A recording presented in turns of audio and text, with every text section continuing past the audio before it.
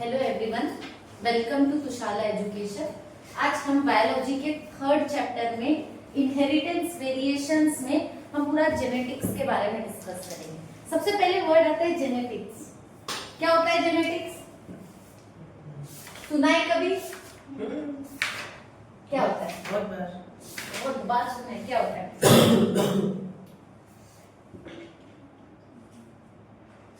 बहुत बार सुना है तो कुछ तो मीनिंग होगा ना।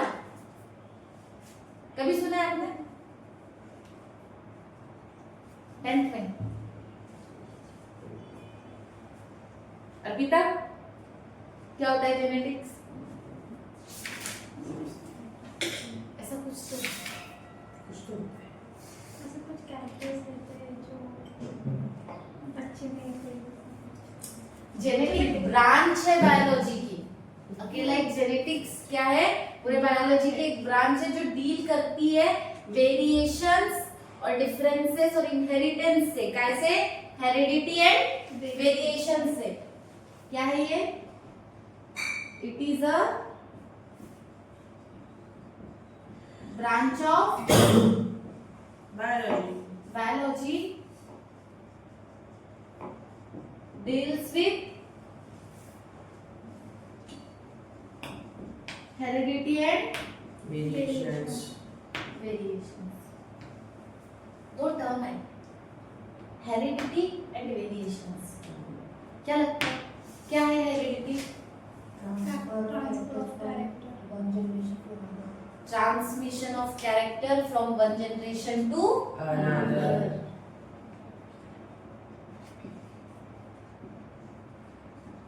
कैसे कैरेक्टर?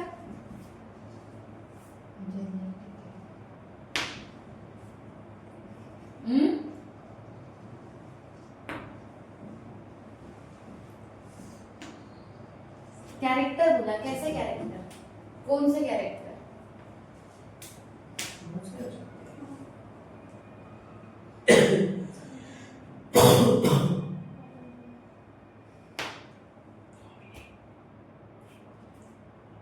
कैसे कैरेक्टर? डोमिनेट है कैसे थी? ये तो कैरेक्टर नहीं है।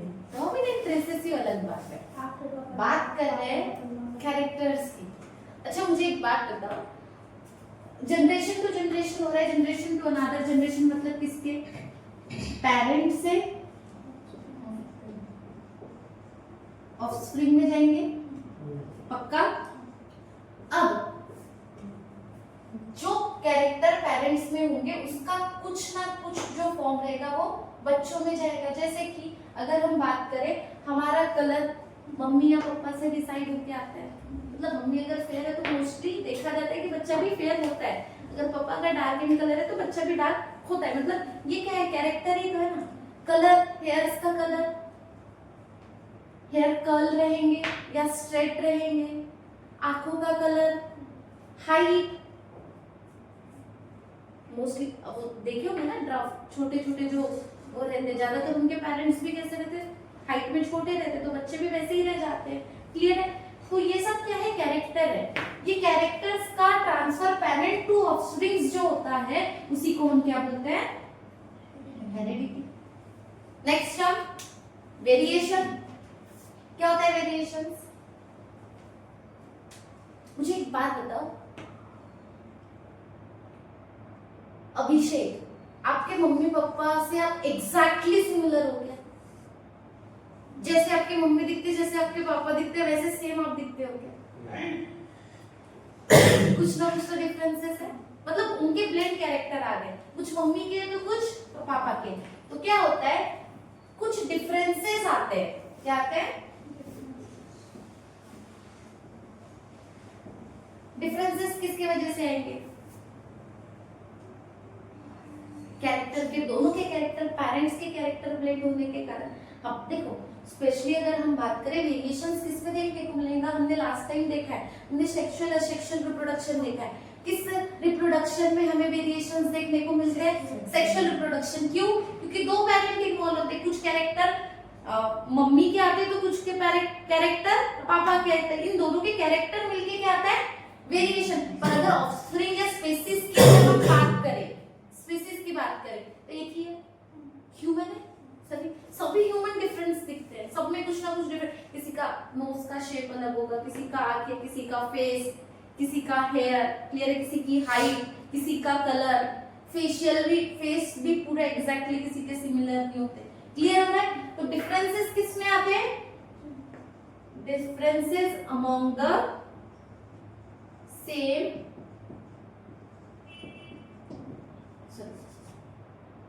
individuals of same species, एक ही स्पेसीज के डिफरेंसेस आते हैं, उसी को हम क्या बोलते हैं?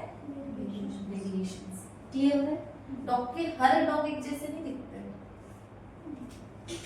डॉग को भी अगर आप प्रॉपर्ली अगर देखोगे तो हर डॉग एक जैसा नहीं दिखता, समझ रहे हो?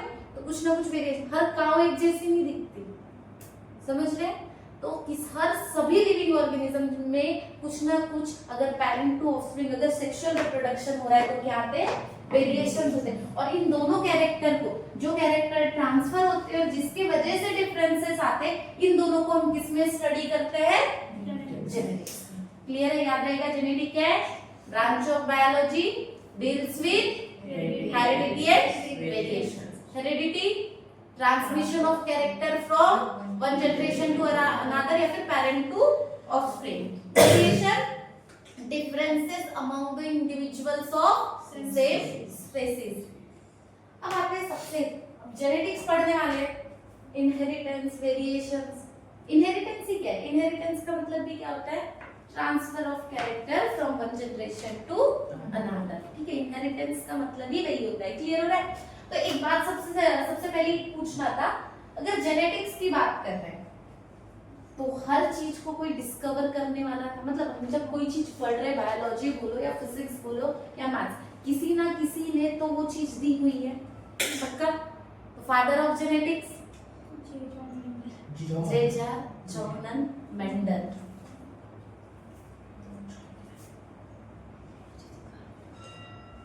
Father of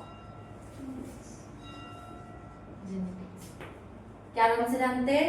जेजर Mendel.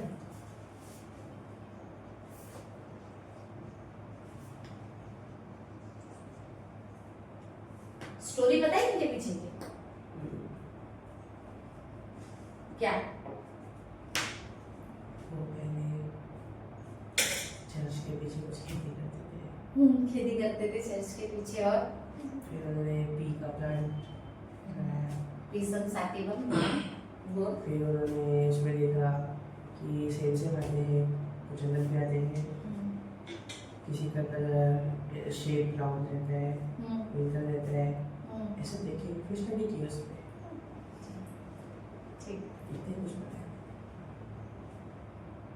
चलो, अब सबसे पहली चीज मैंने फादर ऑफ जेनेटिक्स क्यों बोला जाता है, सबसे पहले रीजन ये भी है, क्रोमोसोम की स्टडी के पहले, क्रोमोसोम्स की स्टडी मतलब क्रोमोसोम्स को जब कोई जानता भी नहीं था, जीन के बारे में जब किसी को कुछ पता भी नहीं था, या फिर जब माइक्रोस्कोप भी नहीं आया था, तब जेनेटिक्स के बारे में, तब जीन के बारे में, तब ट्रांसफर ऑफ कैरेक्टर के बारे में, मैथमेटिकल एक्सप्रेशन के बेस पे, मतलब एक शीट के बेस पे उन्होंने एक लॉ प्रपोज किए थे, या फिर उन्होंने पूरा एक्सपेरिमेंट दिया था कि कोई character generation to generation transfer होता है, और वो पूरी स्टडी उन्होंने एक प्लांट पे की थी, वो था पी प्लांट। और कब की थी? जब किसी को इस बारे में कुछ भी पता नहीं था, मतलब क्रोमोसोम्स, आज हम क्रोमोसोम्स के बारे में जब पता है हमें, तो हमारे लिए समझना इजी है कि क्रोमोसोम क्या है, क्रोमोसोम कितने नंबर ऑफ क्रोमोसोम्स होते हैं ह्यूमंस में?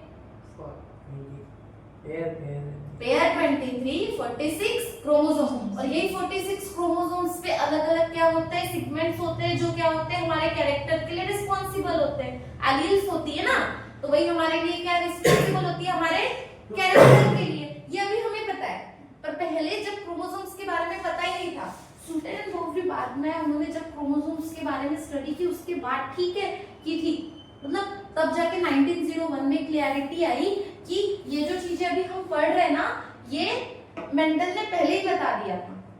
मतलब जब इन्होंने अपना एक्सपेरिमेंट किया, क्या किया उन्होंने? पी प्लांट लिया, पी प्लांट के ऊपर में फार्मर थे, इनके पापा फार्मर रह चुके थे, इन्होंने फार्मिंग देखी थी, तो मतलब चर्च के पीछे जो भी था एक्सपेरिमेंट करते, मतलब एक्सपेरिमेंट नहीं करते थे, सीधा फार्मिंग करते थे। तो ठीक है, फार्मिंग में उन्हें पता चला कि कुछ ऐसे उन्होंने कैरेक्टर्स को लिया और कैरेक्टर को लेने के बाद उनका क्रॉस कराया, मतलब कोई प्योर प्लांट लिया, कोई हाइब्रिड प्लांट लिया, उनको क्रॉस करके जो जो उनको जनरेशन जितनी सीड्स मिल रही थी, जैसे मिल रहे थे, उनके ऊपर में उन्होंने एक्सपेरिमेंट किया और उनके बेस पे उन्होंने एक बुक में पूरा का पूरा जो उनका भी पूरा एक्सपेरिमेंट्स था वो उसमें उन्होंने लिखा और फिर बाद में उसको प्रपोज किया। पर तब सबको ये चीज के बारे में क्या था, समझ में नहीं आ रहा था कि भाई ये क्या है, और तुम बायोलॉजी में मैथ्स डाल रहे हो, समझ रहे हो, बायोलॉजी में मोस्टली मैथ्स होता है क्या, नहीं। और उन्होंने बायोलॉजी में मैथ्स दिया था, पनेट स्क्वायर बोर्ड दिया था, 9:3:1 का रेशियो दिया था, रेशियोज दिए थे, क्लियर हो रहा है। तो रेशियोज जब उन्होंने मैथ्स में डाला सब क्या बोलते पागल हो गए हो, ऐसा नहीं हो सकता, मतलब मैथ्स में बायो में आप मैथ्स नहीं डाल सकते और आप ये बोल रहे हो कुछ समझ में आ नहीं रहा है, क्योंकि किसी के मतलब वो चीजें लोगों के समझने के लायक फिलहाल उस कंडीशन में नहीं थी कि कोई समझ सके।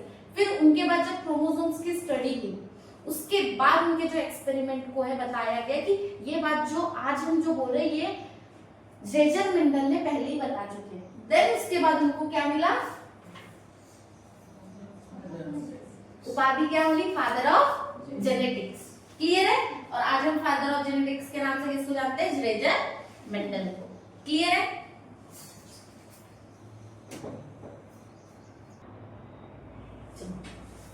अब आते हैं मेंडल ने कौन सा प्लांट लिया था, पी प्लांट, बोलो जेनेटिक नेम बोलो रे बाबा, क्या है,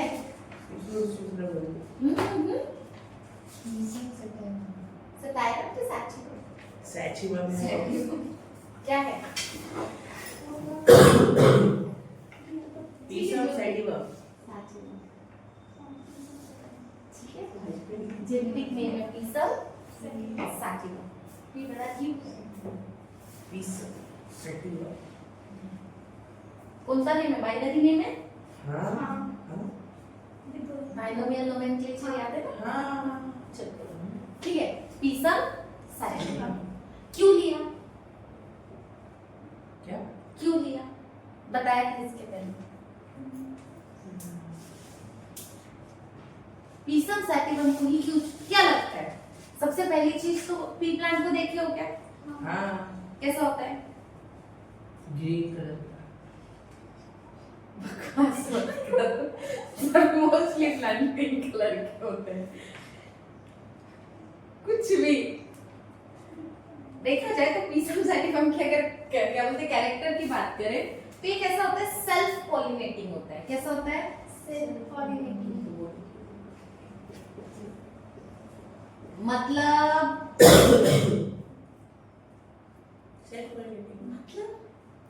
तो वो खुद ही दूसरा ऐसा आगे ले जाते थे।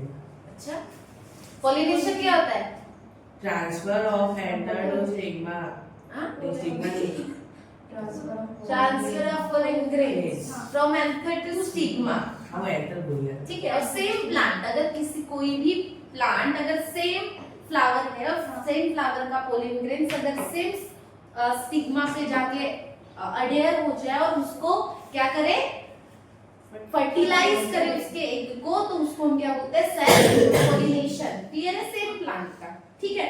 तो कैसा होता है, सेल्फ पॉलिनेटिंग होता है, इजीली ग्रो होता है,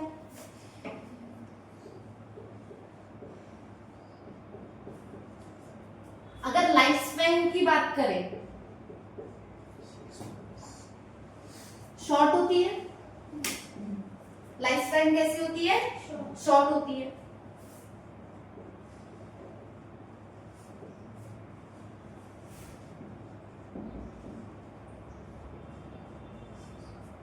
मोर नंबर ऑफ सीड प्रोड्यूस करता है। अगर देखा जाएगा एक लाइफ में एक भी अगर रहते एक मिनिमम अगर हम फली की बात करें अगर क्या बोलते हैं बीन की मटर, हाँ उसमें बहुत सारे रहते हैं ना, ठीक है, बहुत सारी सीड्स रहती है, तो large number of more number of seeds क्या कर सकता है, प्रोड्यूस कर सकता है। अगर बात करें तो इसके पास में जो कॉन्ट्रास्टिंग कैरेक्टर्स है,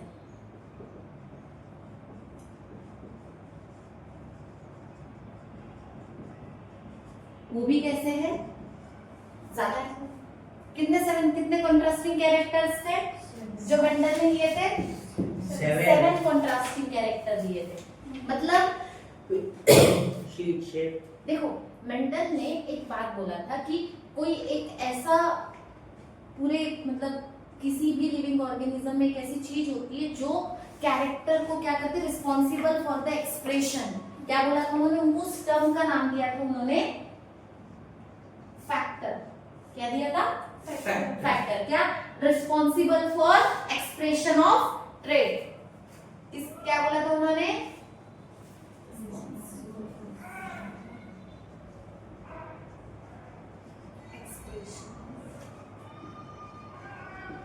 और कैरेक्टर बोल सकते हैं, ठीक है। मतलब फैक्टर एक ऐसी चीज होती है कि जो क्या करता है, किसी भी ट्रेट को या किसी भी कैरेक्टर को क्या करता है, एक्सप्रेस करता है। पहले उन्होंने, जिसको आज हम किस नाम से जानते हैं पता है?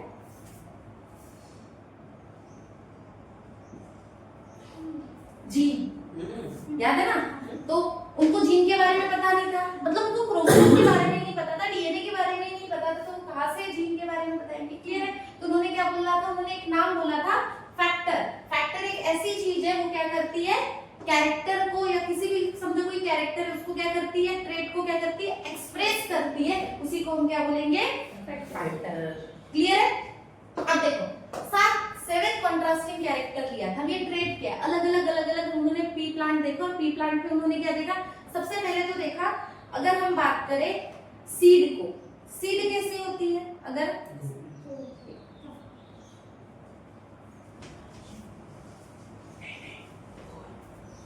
हम सीड का शेप की बात करें, 7 कैरेक्टर लिया, उनमें से पहला कैरेक्टर क्या था? Seed shape. सीड का शेप।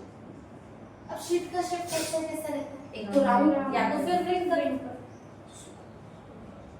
क्या? सुपड़ा। देखे होंगे ना आपने, अगर ध्यान से अगर देखे होंगे, अगर पूरी तरीके से, एक रहती है पूरी राउंड, एक रहती है पूरी सी ऐसी पूरी पचकी हुई सीड होती है। तो पहला कैरेक्टर क्या लिया? राउंड। अबे सीड शेप लिया। Seed shape. Second seed colour. Seed colour.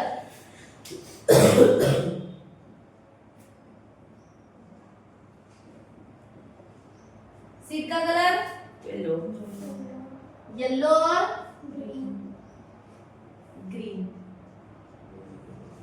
तो कलर के होते हैं येलो है। एक बात याद रखना, ये कैरेक्टर जो पहले लिख रहे हैं ना, वो कैसे है? डोमिनेंट। और ये रेसेसिव।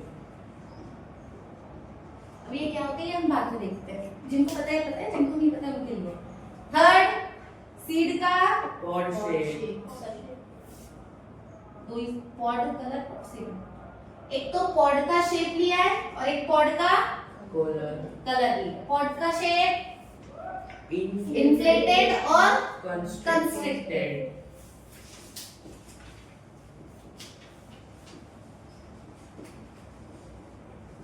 मतलब एक होती है जो प्रॉपर ऐसी पूरी होती है, और एक होती है ऐसी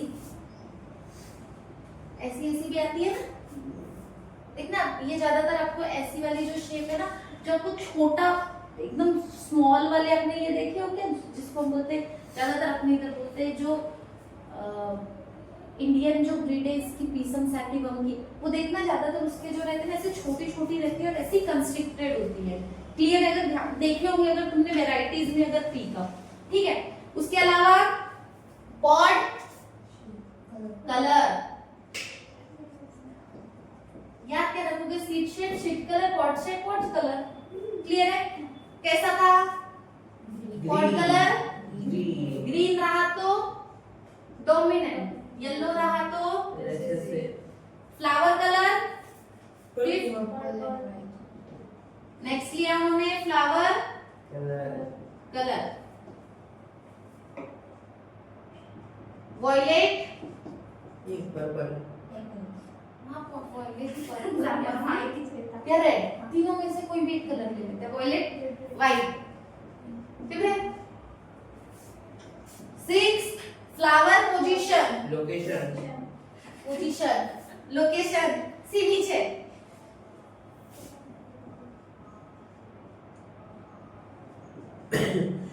फ्लावर की पोजीशन या फिर हम जिसको लोकेशन बोलो, ठीक है। कहाँ पे, एक्सियल या फिर टर्मिनल। एक्सियल किसका, एक्सियल मतलब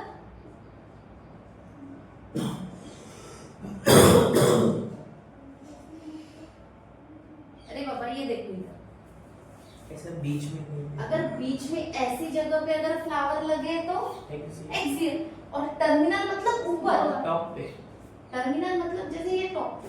क्लियर हो रहा है? Next last, plant height, plant की हाइट 7,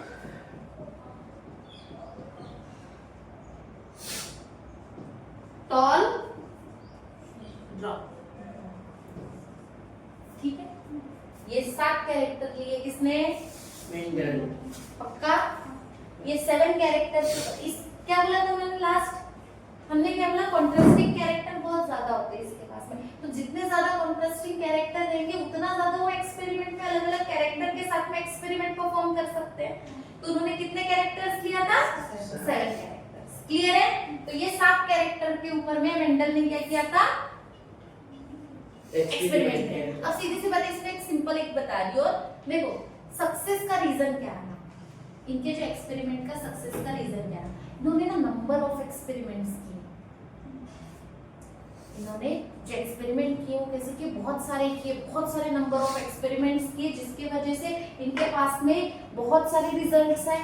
और इन पूरे रिजल्ट को इन्होंने प्रॉपर मैनर में क्या किया, अप टू डेट करके रखा। मतलब एक बुक में पूरी तरीके से इनको क्या लिख के, मतलब प्रॉपर मेंशन करके रखा। थर्ड, कैरेक्टर बहुत ज्यादा थे। उन्होंने मेन जो प्लांट जो चूज किया, पीसम सैटिवम, वो उनके सक्सेस का रीजन बना। क्यों? क्योंकि इसके पास में कंट्रास्टिंग कैरेक्टर बहुत ज्यादा थे, और इसमें सबसे बड़ी खासियत थी जनरेशन टू जनरेशन इसमें वेरिएशंस आ रहे थे। अगर हम इनका क्रॉस करवाए, प्योर प्लांट को लेके प्योर प्लांट के साथ करवाए, मतलब प्योर डोमिनेंट ले, प्योर रिसेसिव ले, तो इनको जो हाइब्रिड मिल रहे थे उनमें वो जो रिजल्ट्स आ रहे थे वो भी कैसे आ रहे थे, प्रॉपर आ रहे थे। तो इनके सक्सेस का रीजन पहला क्या रहा, इन्होंने प्रॉपर वे से एक्सपेरिमेंट पीसम सैटिवम के साथ में मल्टीपल एक्सपेरिमेंट किए, और वो एक्सपेरिमेंट को प्रॉपर वे से इन्होंने क्या किया, नोट डाउन किया। और जो प्लांट जो चूज किया था वो उनका मेन सक्सेस का रीजन रहा, क्योंकि उसके पास में कंट्रास्टिंग कैरेक्टर बहुत ज्यादा थे। क्लियर है? ये क्वेश्चन हमेशा है कि what is the success of Mendel, what is the क्या बोल रही हूं, मेंडल की सक्सेस के रीजंस क्या, reasons of Mendel success. Clear? ये क्वेश्चंस पूछा जाता है। क्लियर है? नेक्स्ट आते हैं, देखो मेंडल का पूरा एक्सपेरिमेंट को स्टार्ट करने से पहले हम कुछ टर्मिनोलॉजीज को देखते हैं, जिसमें हमें क्राइटेरिया ये मिल जाएगा कि बाकी जो वहां पे जो टर्म्स है उनके बारे में तुम्हें पहले से पता होगा। सबसे पहला टर्म आता है कैरेक्टर। क्या आता है? क्या होता है कैरेक्टर, क्या लगता है? It is a specific feature of an organism. उनको पढ़ के बोलियो,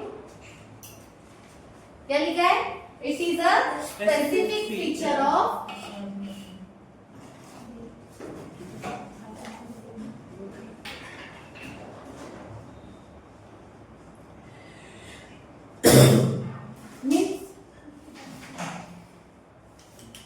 एक स्पेशल फीचर होता है। जैसे कि सीधी सी एक बात है, अगर मैं बात करूं, हमारी हाइट या तो पापा की इतनी होगी या तो मम्मी की, समझ रहे? पर हम यहाँ पे अपनी बात नहीं करेंगे, अभी हम किसकी बात करेंगे, किसके ऊपर एक्सपेरिमेंट हुआ था, पी प्लांट पे। तो जैसे अगर हम स्पेसिफिक कैरेक्टर किसी भी ऑर्गेनिज्म की बात करें, जैसे कि हाइट ऑफ स्टेम, उसके अलावा हमने और क्या लिए थे अभी, पॉड कलर, समझ रहे हो? जो 7 कॉन्ट्रास्टिंग कैरेक्टर, एक जो स्पेसिफिक कैरेक्टर जो ट्रांसफर होता है ऑर्गेनिजम्स में, उसी को हम क्या बोलते हैं, कैरेक्टर। उसके अलावा नेक्स्ट ट्रेट, क्या होगा ट्रेट?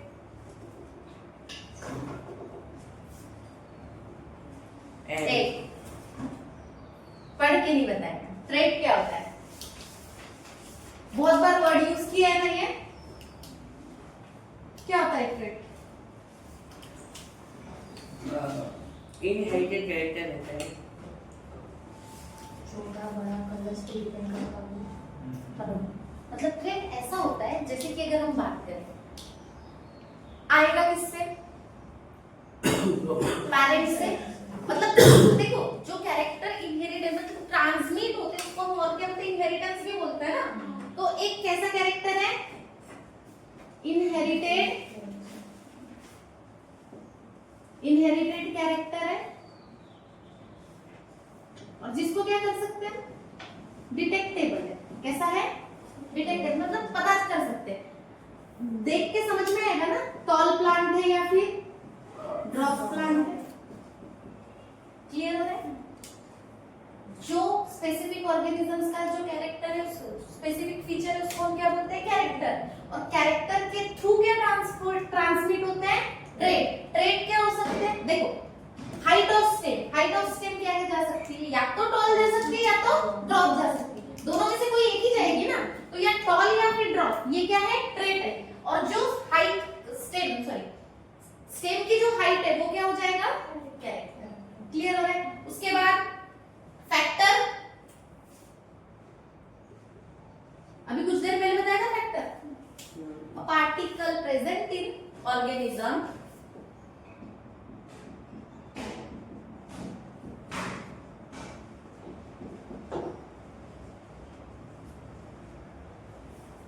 किसके लिए रिस्पॉन्सिबल रहता है?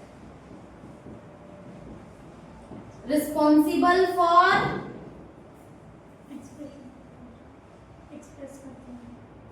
Responsible for expression of character और ट्रेट। जो ट्रेट को एक्सप्रेस करता है उसी को हम क्या बोलते हैं? फैक्टर। जैसे क्या हो सकता है फैक्टर?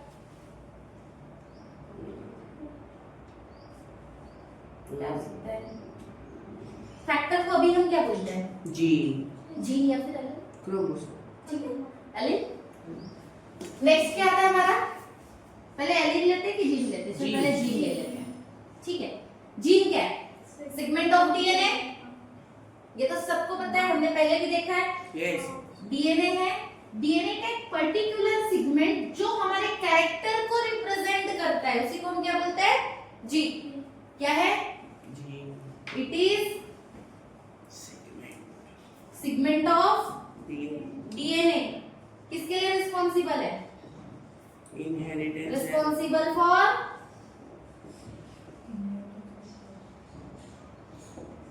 Inheritance of character. देखो हमारे पूरे बॉडी में जितना डीएनए जो भीतर का जो डीएनए वो पूरा काम कर रही है। हमें क्या काम का है? उसमें एक पर्टिकुलर उसका जो एक पार्ट जिससे हमारे जो कैरेक्टर जो होते हैं डिसाइड होते हैं, मतलब कि जीन उतना ही मुझे काम का है। और ये जीन क्या करता है? ये जीन पे कोडिंग टाइप की होती है, पर्टिकुलर प्रोटीन की। और यही प्रोटीन के हिसाब से आपको जिस टाइप ऑफ प्रोटीन डीएनए को चाहिए वो सिंथेसाइज करवाता है। तो इसमें क्या होती है? मेन पर्टिकुलर प्रोटीन की क्या होती है? कोडिंग होती है इसके पास में। ठीक है, उसी को हम क्या बोलते हैं? देखो अगर मुझे मेरा आई कलर बनाना है तो आई कलर कैसे बनेगा? एक प्रॉपर टाइप ऑफ प्रोटीन लगेगा। ठीक है, उस प्रोटीन का सिंथेसिस होगा तो मेरा आई कलर डिसाइड होगा। क्लियर हो रहा है? तो डीएनए जो है, डीएनए के पास में जो कोडिंग है, मतलब जो मेरे आई कलर का जो जीन है, उस जीन के पास में कोड काय का है? प्रोटीन सिंथेसिस का, जो मेरे आई के कलर को डिटरमाइन करेगा। क्लियर हो रहा है? उसी को हम क्या बोलते हैं? जीन। तो मेन काम किसका है? यही जीन ट्रांसफर होता है जनरेशन टू जनरेशन। क्लियर हो रहा है? उसके बाद हमको क्या देखना है? एलील। एलील या फिर एलीलमॉर्फ।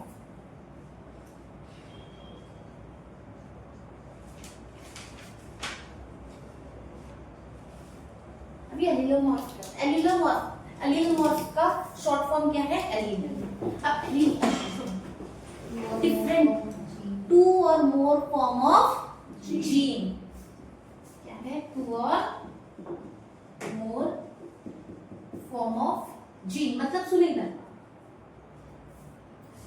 अगर हमारा कोई भी ट्रेट, फॉर एग्जांपल अगर हाइट है, एक ही सेम क्रोमोसोम्स पे हाइट 2 हो सकती है, तो टॉल हो सकती है, तो ड्रॉप, मल्टीपल, कभी कभी हाइब्रिड भी तो आ सकता है इसमें से, समझ रहे हो? दोनों आ सकते हैं, हाइट ऑफ स्टेम अगर आ रही है तो टॉल भी हो सकता है, ड्रॉप भी हो सकता है, दोनों साथ में है। रिप्रेजेंट जो करेगा वो बात का है, पर आया तो दोनों है ना, तो साथ में एक से ज्यादा क्या आया है, जीन है। ये हमारा क्रोमोसोम है। होमोलोगस क्रोमोसोम पता है, हमने एक से पहले सिंगल जीन पहले सिंगल क्रोमोसोम रहता है, फिर ये अपना एक होमोलोगस पेयर बनाता है, याद है इस वजह से। तो इसके जो सेम लोकाई पे जो एग्जिस्ट करेगा, सेम लोकस पे 2 और मोर जीन क्या करेंगे, होमोलोगस क्रोमोसोम्स पे जो लाई करेंगे उसी को हम क्या बोलते हैं, एलील। कहां पे रहेंगे, होमोलोगस क्रोमोसोम्स पे ऑफ सेम लोकाया, सेम लोकस। जैसे कि ये हमने इस लोकेशन की बात की, इस लोकेशन पे यहाँ पे हमारा समझो हाइट ऑफ स्टेम का जीन है, समझ रहे हो? यहाँ पे टॉल है, यहाँ पे ड्रॉप है, फॉर एग्जांपल 2 और मोर डिफरेंट रह सकते हैं, हमने बोला है ना, तो ये रहेगा।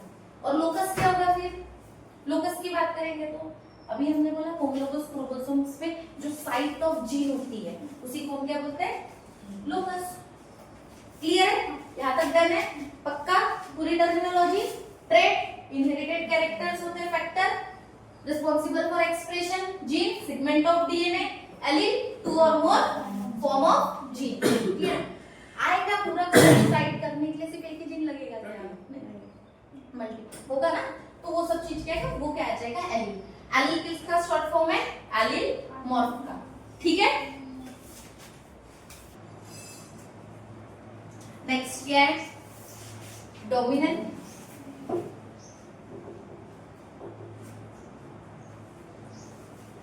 क्या है डोमिनेंट? हम पे ऐसे भी नॉर्मल पे भी यूज करते हैं, बहुत ज्यादा डोमिनेंट हो रहा है, मतलब चढ़ रहा है किसी के ऊपर में, बहुत ज्यादा एग्रेसिव हो रहा है, मतलब ऐसे नहीं क्या। तो डोमिनेंट से मतलब क्या होता है, ऐसा कैरेक्टर जो मतलब मल्टीपल वहां पे ट्रेट्स प्रेजेंट है, मतलब 2 different type of trait present है, पर जो अपने आप को एक्सप्रेस कर रहा है F1 जनरेशन में, क्या होगा, वो डोमिनेंट होगा। जैसे अर्पिता चढ़ती है।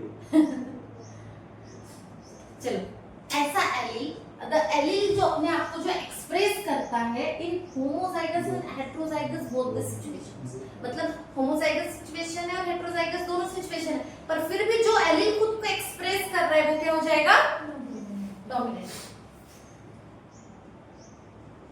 एलील एक्सप्रेसिंग बोथ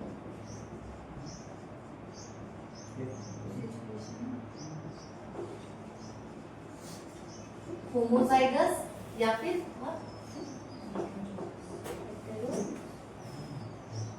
जाइगस सिचुएशन में। फॉर एग्जांपल अगर मैं बात करूं, इधर देखो, इस सिचुएशन में टॉल और ड्रॉप दोनों क्या है कैरेक्टर, तो टॉल कैरेक्टर यहाँ पे तो भी कौन सा एक्सप्रेस होगा, टॉल ही होगा, पीटी है, इस कंडीशन में भी कौन रहेगा, टॉल ही रहेगा। मतलब होमोजाइगस सिचुएशन हो चाहे हेटेरोजाइगस सिचुएशन हो, उस कंडीशन में भी जो जीन, जो एलील अपने आप को रिप्रेजेंट करेगा, एक्सप्रेस करेगा, उसी को हम क्या बोलते हैं, डोमिनेंट एलील। ठीक है, रेसेसिव क्या हो जाएगा उल्टा, ये कब कंडीशन में, अगर रेसेसिव एलील प्रेजेंट है, रेसेसिव जीन प्रेजेंट है, उस कंडीशन में खुद को एक्सप्रेस करेगा, या फिर इस कंडीशन में क्या कर देगा, खुद को डिप्रेस कर लेगा, उस सिचुएशन में उसको क्या बोलोगे, रेसेसिव। फॉर एग्जांपल यहाँ पे जो डॉग का जो कैरेक्टर है वो क्या हो गया, टॉल डोमिनेंट हो गया, और ये क्या हो गया, डिप्रेस हो गया, मतलब ये एक्सप्रेस होगा तो ये तो डिप्रेस हो रहा है ना, तो ये कैरेक्टर क्या चला जाएगा, रेसेसिव। क्लियर हो रहा है? रेसेसिव में क्या होगा,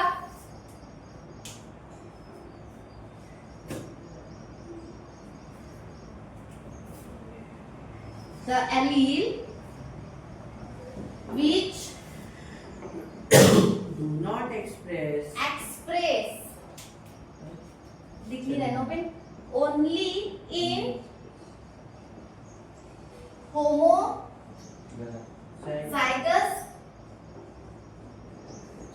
recessive organisms में ये कंडीशन है। Homozygous recessive for example TT है तो इस कंडीशन में कौन सा आएगा? ड्रॉफी तो आएगा। और गलती से अगर टॉल और ड्रॉप आ गया तो इस कंडीशन में टॉल डोमिनेंट हो जाएगा। क्लियर हो रहा है? तो कब रिप्रेजेंट करेगा? जब होमोजाइगस रिसेसिव है। कब एलील कैसा है? होमोजाइगस रिसेसिव है, तब जो रिप्रेजेंट करेगा, जो खुद को एक्सप्रेस करेगा वो क्या हो जाएगा? मतलब अगर कोई डोमिनेंट कैरेक्टर है तो रिसेसिव कैरेक्टर हमेशा क्या हो जाता है? सप्रेस हो जाता है। और डोमिनेंट कैरेक्टर हमेशा क्या होगा? एक्सप्रेस होगा। क्लियर है? फॉर एग्जांपल अगर हम कर्ल हेयर और स्ट्रेट हेयर की बात करें, कर्ल हेयर कैसे चले जाते हैं? डोमिनेंट है कि रिसेसिव है? रिसेसिव। पक्का? हाँ पक्का? हाँ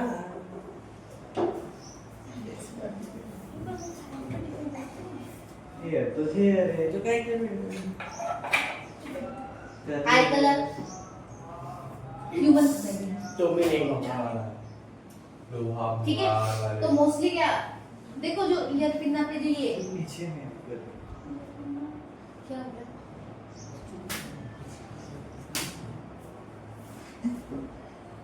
कुछ नहीं। नेक्स्ट आते हैं फिनोटाइप और एक है जीनोटाइप। देखो जो फिजिकल या फिर एक्सटर्नल अपीयरेंस होता है किसी भी ट्रेट ऑर्गेनिजम्स में, जो भी ट्रेट प्रेजेंट है, ट्रेट में जो एक्सटर्नली जो अपीयर होता है उसको हम क्या बोलते हैं?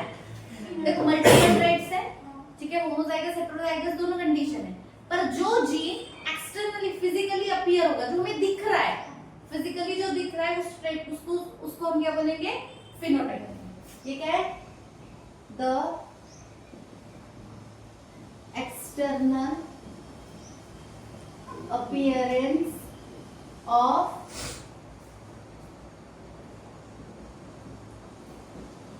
homozygous और heterozygous condition है जो trait externally या फिर physical expression देगा, physically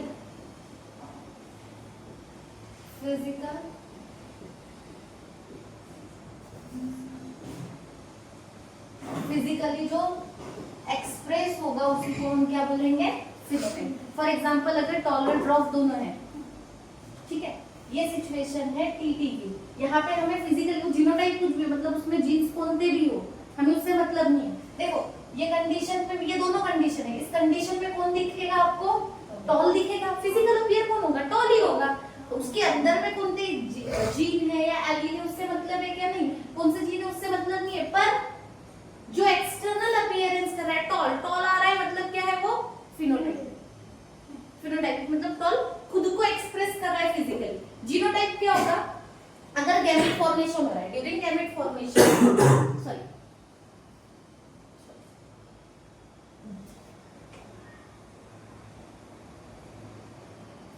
अगर जेनेटिक उनका वेरिएशन है, जेनेटिकली अगर वो हेटेरोजाइगस है और जेनेटिकली जब क्या बोलते हैं वो अपने आप को मेकअप में जीनो मतलब एक्सप्रेस कर रहा है। फॉर एग्जांपल अगर मैं बात करूं, यहाँ देखो टीटी, ये 3 टाइप की, ठीक है। अब ये कैसा है? हेटेरोजाइगस है। ये कैसा है? होमोजाइगस है। ये कैसा है? क्लियर है? अब इसमें क्या एक्सप्रेस हो रहे हैं? इनके जीन एक्सप्रेस हो रहे हैं, उसके जो गैमेट है वो एक्सप्रेस हो रहे हैं। क्लियर है? तो ऐसे एक्सप्रेशंस को हम क्या बोलेंगे? मतलब जीनोटाइपिक एक्सप्रेशंस को हम क्या बोलेंगे?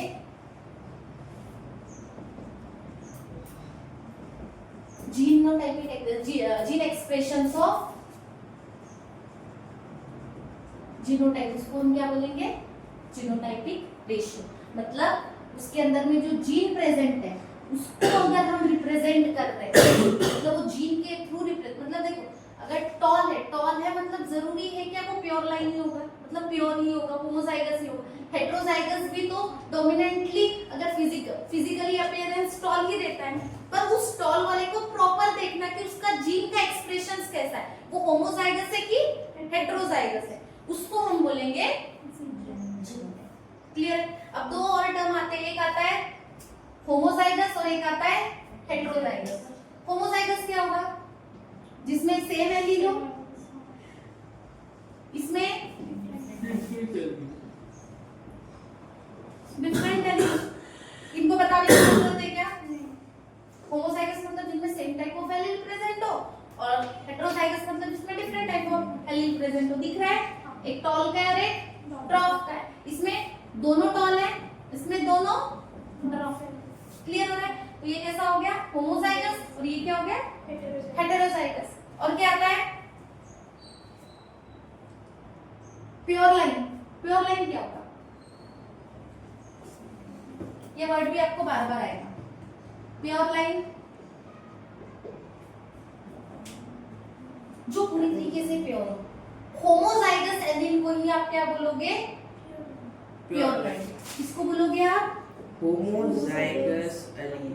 Homozygous allele. क्यों, देखो इसमें कोई इंप्योरिटी प्रेजेंट है क्या? प्योर का मतलब क्या होता है, पूरी तरीके से प्योरिटी हो, उनके गैमेट में भी प्योरिटी हो।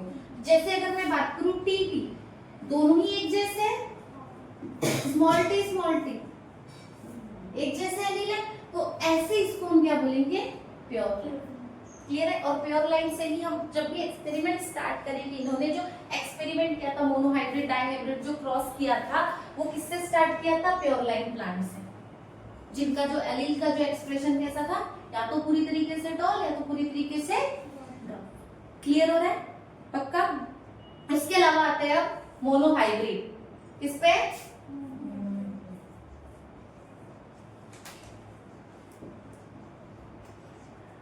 क्या होता है मोनोहाइब्रिड,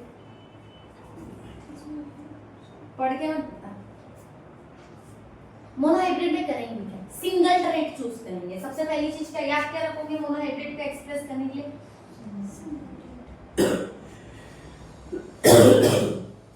क्या रहेगा, एक ट्रेट रहेगा। अब ये ट्रेट को क्या करेंगे, क्रॉस करवाएंगे, सेल्फिंग करवाएंगे। मतलब क्या किया, देखो ये टी है, ये टी है, प्योर लाइन है, देखो ये टी, ठीक है, गैमेट यही बनेगा इसका, ठीक है। इनको क्रॉस करवाया, ये मिला पक्का।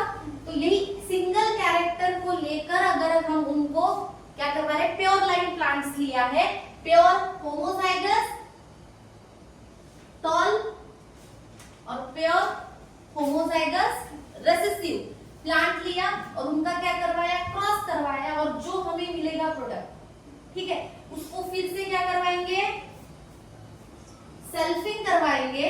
तो हमें जो मिलेगा, वो जो जनरेशन मिलेगी वो कौन सी, जैसे कि ये देखो, इसको गैमेट सेपरेशन होगा तो टी, इसका टी। क्लियर हो रहा है क्या? ठीक है, तो यहां पे क्या बनेगा, टी।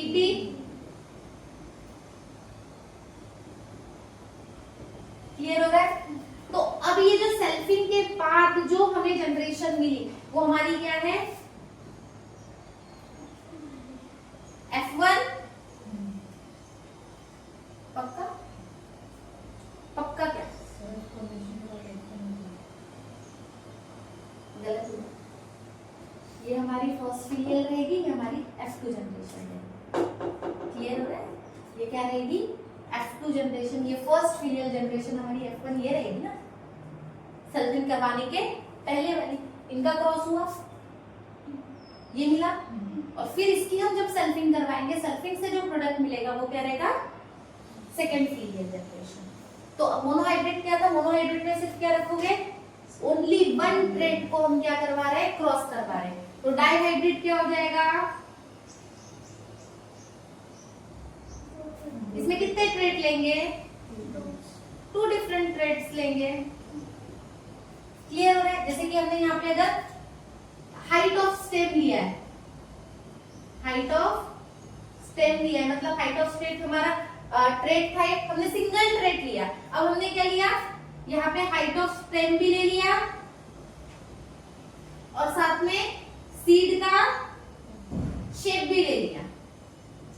दो कैरेक्टर लिया, दो कॉन्ट्रास्टिंग कैरेक्टर लिया, तो दो जब डिफरेंट कॉन्ट्रास्टिंग कैरेक्टर आए तो वो जो तब उनके बीच में जो क्रॉस करवाएंगे वो क्या हो जाएगा, डायहाइब्रिड। सिंगल ट्रेट पे करवाएंगे तो और हम जब फर्स्ट प्योर लाइन को जब क्रॉस करवाते हैं जो प्रोडक्ट मिलता है वो हमारा कौन सी जनरेशन, F1 जनरेशन। फिर F1 जनरेशन मिलने के बाद उसके सेम पेरेंट जो मिला है हमें उसके साथ में हम सेल्फिंग करवाते हैं। सेल्फिंग से जो प्रोडक्ट मिलता है वो हमारा क्या रहता है, F2 जनरेशन, मतलब सेकेंड फीलियल जनरेशन। क्लियर है, डन है यहां तक।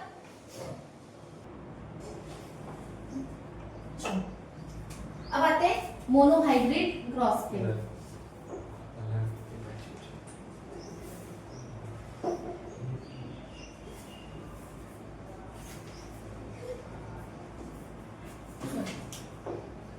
मोनोहाइब्रिड क्रॉस में क्या करने वाले थे हम, क्या सिंगल ट्रेट लेने वाले। हम सिंगल ट्रेट लेते हैं, इसमें हम ट्रेट चूज करते हैं, फिनोटाइप चूज करते हैं, टॉल और ड्रॉप को क्या लेते हैं हम, पहले फिनोटाइप लेते हैं। चलो फिनोटाइप में क्या ले रहे हैं, टॉल ड्रॉप। क्लियर है। जीनोटाइप, जीनोटाइप क्या हो जाएगा इसका, टीटी और ये स्मॉल टी। क्लियर है। अगर हम गैमेट्स देखें तो गैमेट्स क्या हो जाएंगे, इसका टी और इसका स्मॉल टी। अगर मैं F1 जनरेशन की बात करूं, F1 जनरेशन की, तो क्या हो जाएगी, क्रॉस करवाना पड़ेगा टी और स्मॉल टी। क्लियर हो रहा है, ये क्रॉस करवाए पक्का। अब क्या करवाना है हमको, गैमेट का सेग्रीगेशन करवाना है। क्या करवाना है, ये हमारी फर्स्ट फीलियल जनरेशन है। सेकेंड, अब इसकी क्या करवाना है हमें, सेल्फिंग करवानी है। क्या करवानी है, सेल्फिंग करवानी है। सेल्फिंग किसके साथ, ये जो टी टी है इसकी सेल्फिंग हमें टी के साथ करवानी है। क्लियर। तो अगर मैं इसका गैमेट फॉर्मेशन, ये सेल्फिंग हुआ, सेल्फिंग के बाद इसका अगर फिनोटाइप क्या आ जाएगा, इसका फिनोटाइप क्या रहेगा, ये टॉल है, ये भी टॉल है। जीनोटाइप, ये जीनोटाइप तो मैंने ऑलरेडी इसका लिख दिया। अब इसको क्या करेंगे, सेग्रीगेट करेंगे। गैमेट क्या आ जाएंगे इसके, टी टी, इसके भी, इसके दो गैमेट टी आएंगे ना, इसके भी क्या आएंगे, टी और टी आएंगे। क्लियर। अब F2 जनरेशन जो हमें लेके आनी है, क्रॉस जो करवाना है, F2 जनरेशन, मुझे एक बात बताओ, मैं पनेट स्क्वायर बना दूं, चेकर बोर्ड में मेथड पता है ना हमें, ऐसा स्क्वायर बनाते हैं पक्का। ठीक है, इसमें क्या करते हैं हम, ठीक है, यहाँ पे हम गैमेट लेते हैं। ठीक है, यहाँ पे किसका ले लूं, यहाँ पे हम मेल गैमेट ले लेते हैं, यहाँ पे हम फॉर एग्जाम्पल।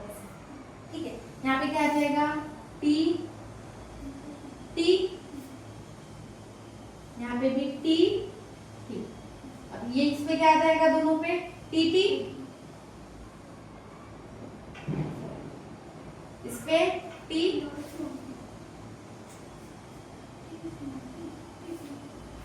क्लियर हो रहा है पक्का। ये हमारी क्या है, F1 F2 जनरेशन है। अब F2 जनरेशन में अगर हम देखें, अगर इसका मैं फिनोटाइप देखूं, क्या देखें, फिनोटाइप, फिनोटाइप की अगर हम बात करें, ठीक है, कितने आए हैं, 3 टॉल है और एक ड्रॉप। मतलब अगर हम बात करें फिनोटाइप की, अगर बात करें टॉल वर्सेस ड्रॉप, कितना आया है, 3:1। ये उसका जीनोटाइप हुआ ना, genotype ratio, sorry phenotype, ratio लिखना है। फिनोटाइप रेशियो क्या हो जाएगा 3:1। नेक्स्ट क्या आ जाएगा जीनोटाइप रेशियो 1:2:1। कैसे टीटी मतलब टॉल, प्योर, क्रॉस ब्रीड जो हाइब्रिड आया, और डॉग क्या हो जाएगा 1:3:2:1। क्लियर है? इसका क्रॉस हो गया मोनोहाइब्रिड का। क्या क्या आया फिनोटाइप, जीनोटाइप, गैमेट, एक्सजेनेशन, सेल्फिंग, टेक्निक, एक्सक्लूसिव, वो नहीं, वो पूछ 3:1 आया फिनोटाइपिक रेशियो और जीनोटाइपिक 1:2:1। मतलब एक प्योर टॉल, एक प्योर रिसेसिव, और दो जो फॉर्म हुए वो कैसे है हाइब्रिड है। क्लियर है? ये हमारा क्या है मोनोहाइब्रिड क्रॉस है। हमने कितने ट्रेड चूज किया था इसमें, ओनली सिंगल ट्रेड। क्लियर हो रहा है?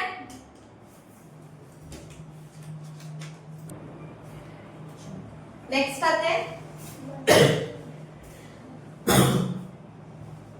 Dihybrid cross.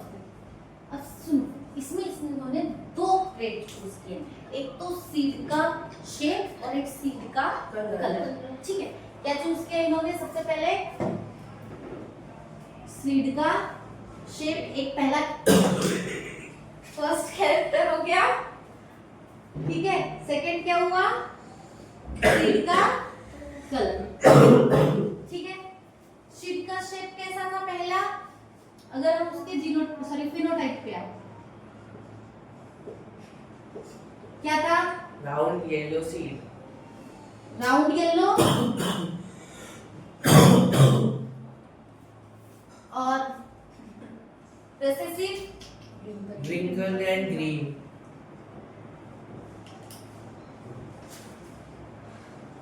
रिंकल ग्रीन, ठीक है। अगर मैं जीनोटाइप बात करें तो जीनोटाइप क्या है capital R, capital R, capital Y, capital R, capital R, capital Y, capital Y. इसमें small R, small r, small y, small y, ठीक है।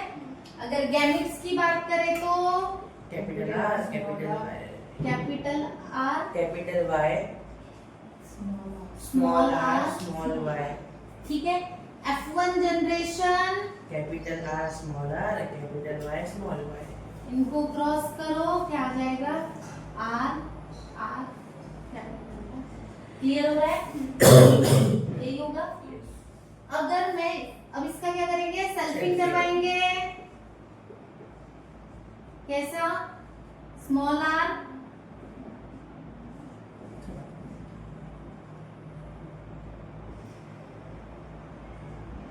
ठीक है। तो F2 जनरेशन क्या मिलेगी, पनेट स्क्वायर बना रही हूँ, ठीक है। गैमेट्स देख लो, गैमेट्स क्या करेंगे आर आर वाई वाई, क्या करेंगे कैपिटल R, कैपिटल Y, चार चार गैमेट होंगे। कौन कौन से अगर मैं सिग्रीगेट कर लूं, किसी एक को भी सिग्रीगेट कर लूं, ऐसे लिख लूं एक में, ठीक है। क्या हो जाएगा R R Y, Y. Y, same इसका भी अगर गैमेट का सिग्रीगेशन करवाओ, देखो purity of love, purity of gametes जब हम पढ़ेंगे तो सबसे पहले जब भी सेल्फिंग क्रॉस होने से पहले हमेशा जो गैमेट्स होते हैं वो क्या होते हैं सिग्रीगेट होते हैं। यहाँ पे भी सबसे पहले गैमेट क्या हुए सिग्रीगेट हुए। यहाँ पे भी देखो सेल्फिंग जब करवा रहे हो तो गैमेट क्या होगा सबसे पहले सिग्रीगेट होंगे। क्या हो जाएगा R R capital Y, small y, ठीक है। तो अभी हम बनाते हैं पनेट स्क्वायर। नहीं लिखेगा, मैं नहीं लिखूंगा, नहीं दिखा, नीचे का नहीं लिखूंगा, यहाँ दिखेगा हाँ तो मुझे मिटा के फिर से लेना पड़ेगा, ठीक है। चल जाता है, ठीक है।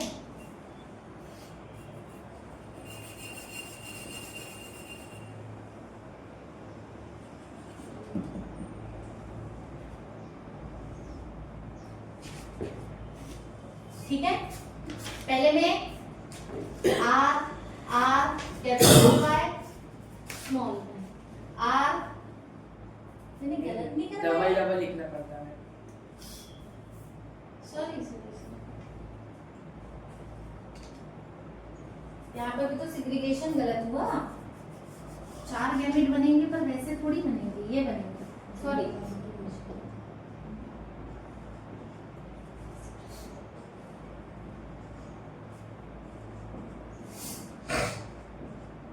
नहीं कैपिटल आर कैपिटल वाई क्या कर रही कैपिटल हूँ? R Sorry. Small Y. Sorry एक मिनट हाँ।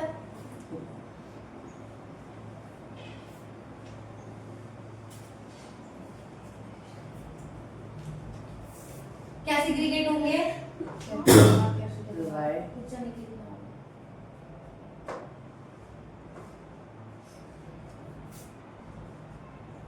Capital R capital Y capital Y capital R small Y capital R small small Y small R capital Y small R small small Y clear है?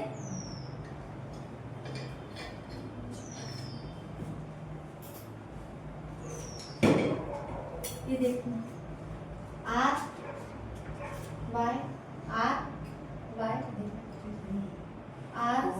Small Y R capital Y R small Y R small Y R capital देखो करो क्या जाएगा?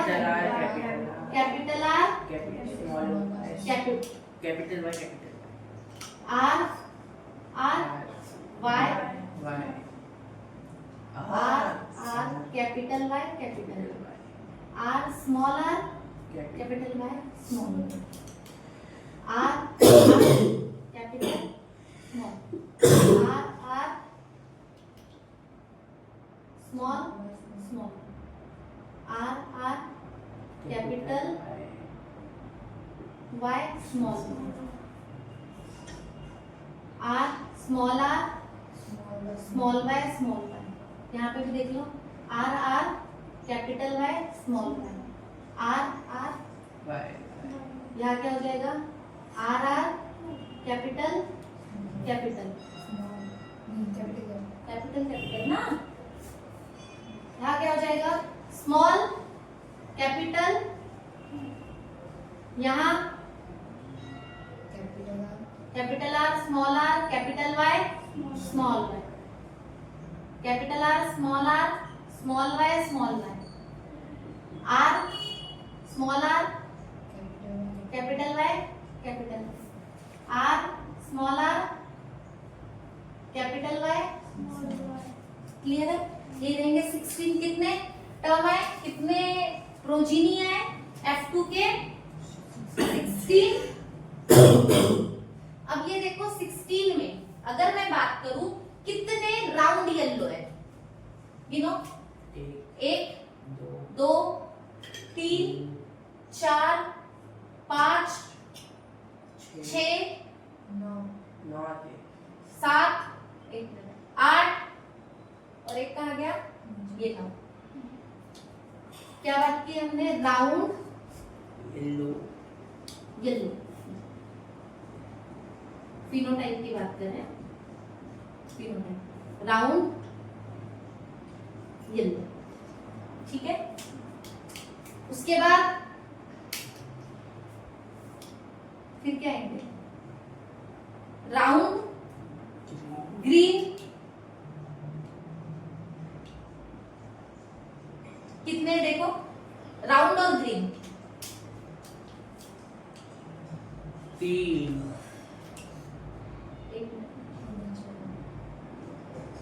एक round green round green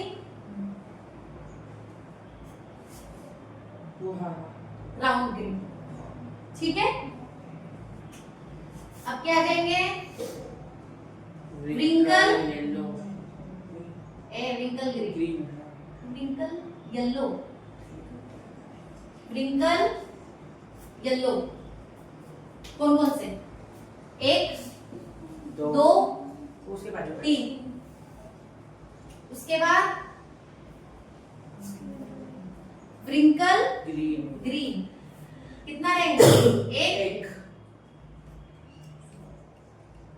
wrinkle green कितना हो जाएगा? ये कितने थे? 9 is to 1। क्लियर हो गया? अगर जीनोटाइप की बात करें,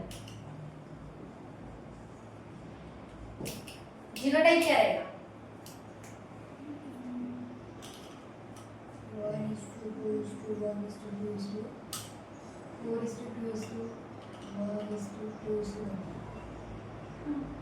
1:2:2:1:2.